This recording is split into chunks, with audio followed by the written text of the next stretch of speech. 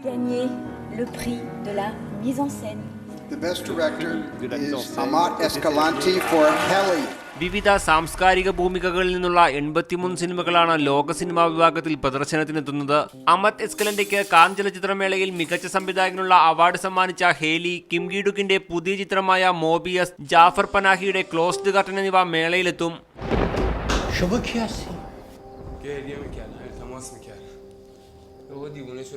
ഭൂട്ടാനിൽ നിന്ന് ആദ്യമായി ഇംഗ്ലീഷിൽ പുറത്തിറങ്ങിയ എ ബ്ലെസ്സിങ്ങിന്റെ കഥ ബംഗാളി സംവിധായകൻ സുനിൽ ഗംഗോപാധ്യായുടേതാണ്.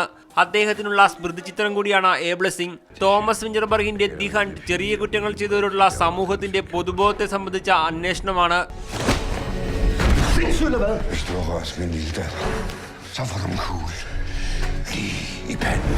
ഡാം നിർമ്മാണമുണ്ടാക്കുന്ന പരിസ്ഥിതി വിഷയങ്ങൾ ചർച്ച ചെയ്യുന്നതിനാൽ ഓസ്ട്രേലിയയിൽ നിരോധിച്ച ചിത്രം കൂടിയാണ് കിങ് മോർഡന്റ്. 50 വർഷങ്ങൾക്ക് ശേഷം പാകിസ്ഥാനിൽ നിന്ന് ഓസ്കാർ നോമിനേഷൻ ലഭിച്ച സിന്ദാബാഗ്, 2007 23 വിദേശ അവാർഡുകൾ നേടിയ പോസ്റ്റ് കാർഡ്സ് ഫ്രം ലെനിൻഗ്രാഡ് എന്നിവയാണ് ലോക സിനിമാ വിഭാഗത്തിൽ മേളയ്ക്കെത്തുന്ന മറ്റു പ്രധാന ചിത്രങ്ങൾ. 58 രാജ്യങ്ങളിൽ നിന്നെത്തുന്ന സിനിമകളിൽ 38 എണ്ണം സംയുക്ത സംരംഭങ്ങളാണ്.